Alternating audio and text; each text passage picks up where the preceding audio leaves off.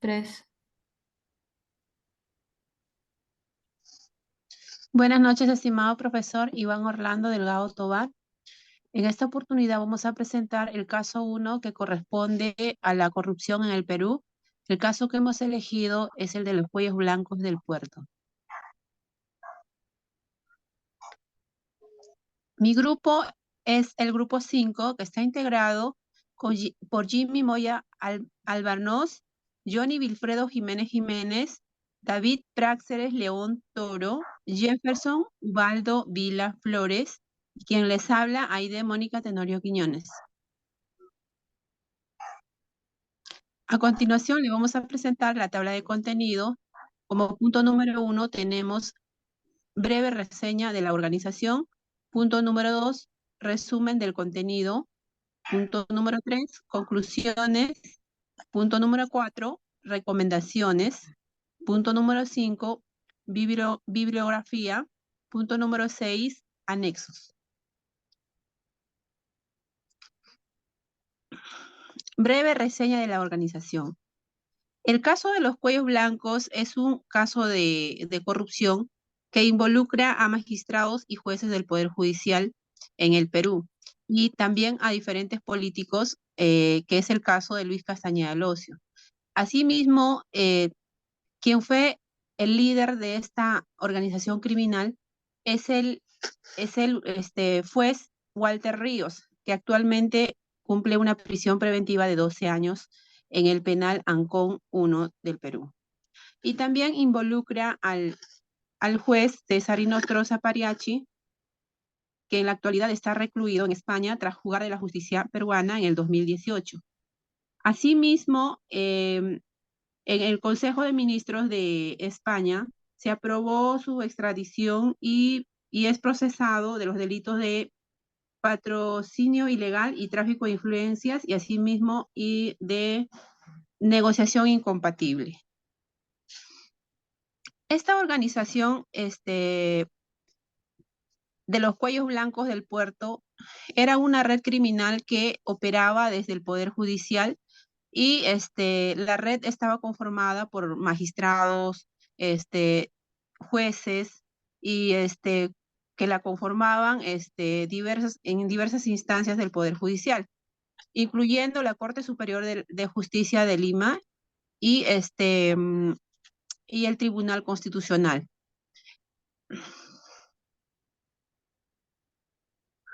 A continuación le voy a dar el pase a mi compañero para que explique el punto número 2.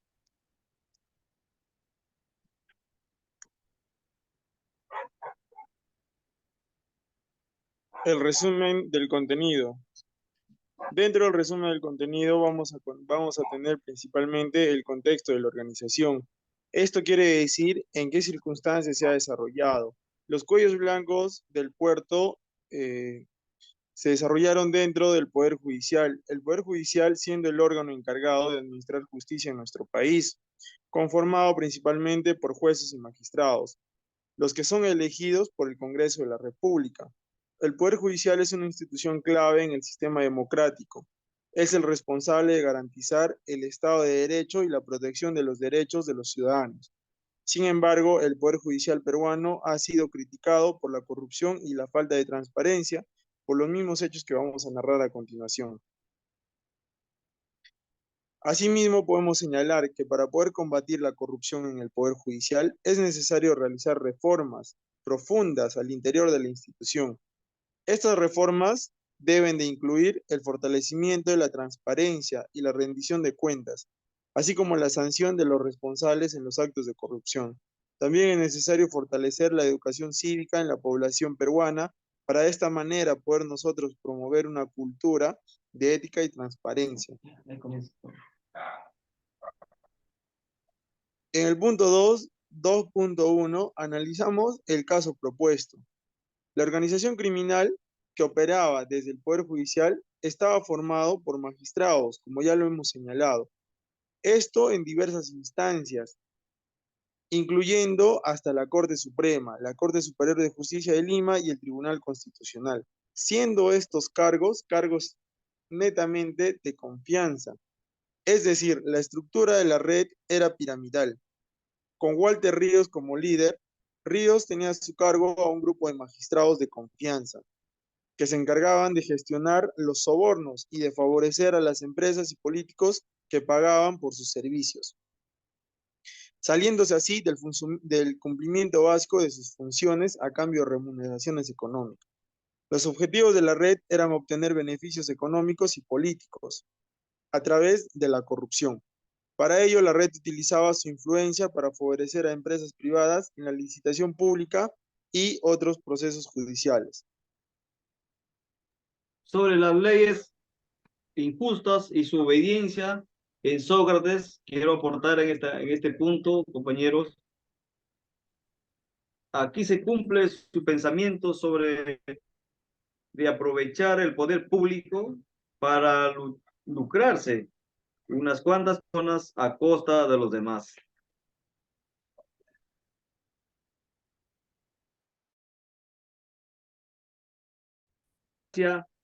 Como política corrupta y el buen gobernante, a partir de la teoría de las ideas de Platón, es un fiel reflejo. Los cuellos blancos son un claro ejemplo de la forma deshonesta de gobernar mal en favor de una sociedad, hacer todo lo contrario a la moral y a la buena práctica de la justicia.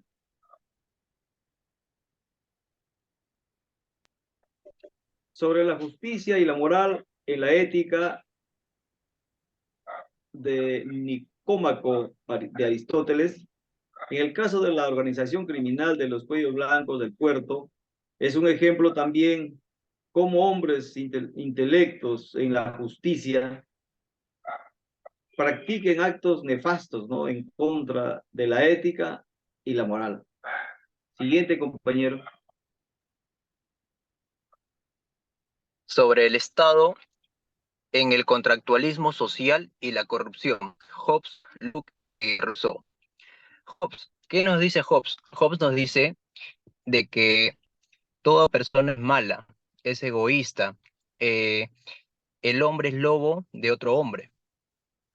Entonces, pasar del estado natural al estado de ahora es donde se crea el Leviatán, ¿no? Que ese Leviatán es el representante del Estado.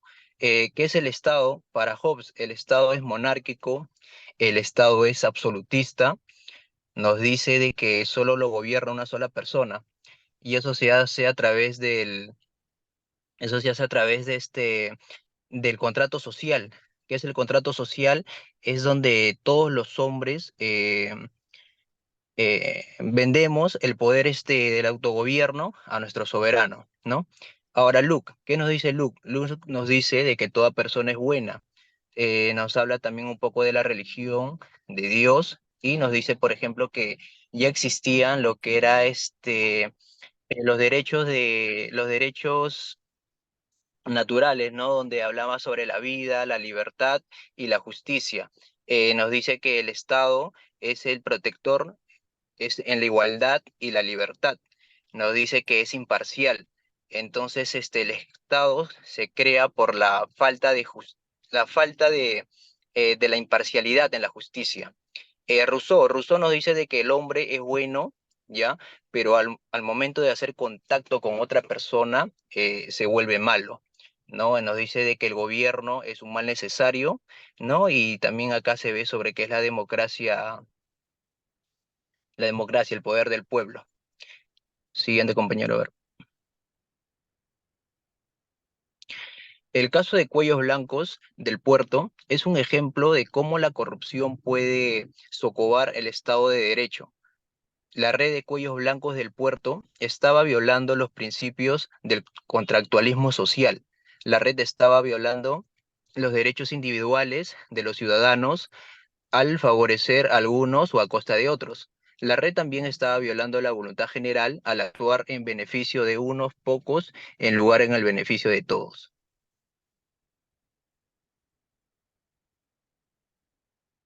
Sobre el deber moral en Kent.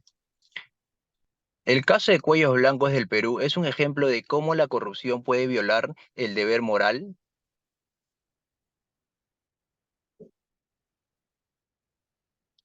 cómo la corrupción puede violar la moral, ¿no? Entre las personas. A ver, compañero.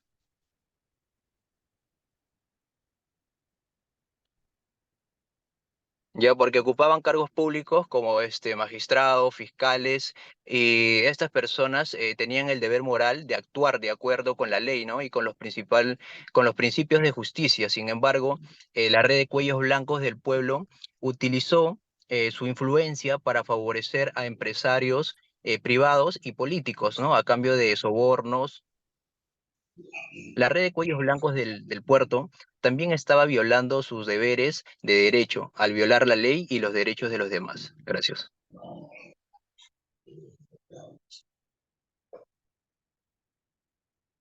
Acerca de las conclusiones.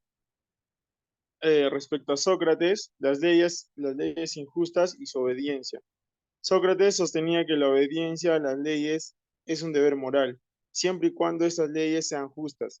En el caso que nosotros planteamos, las leyes que están establecidas ya no eran justas, debido a que eh, por favores políticos o por cambios económicos se podía comprar la justicia, y de esto se encargaba la organización Los Cuellos Blancos.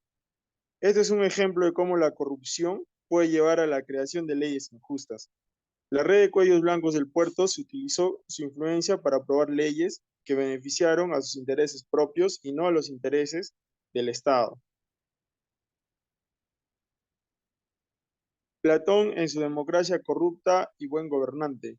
Platón sostenía que la democracia es una forma de gobierno corrupto, ya que permite que las personas gobiernen sin tener la capacidad o la formación necesaria.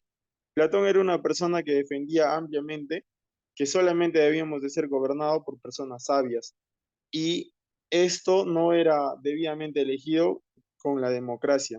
Y esto es lo que podemos ver, ¿no? Debido a que la organización Cuellos Blancos eran personas que no estaban moralmente de acuerdo al cargo que venían ocupando para impartir la justicia.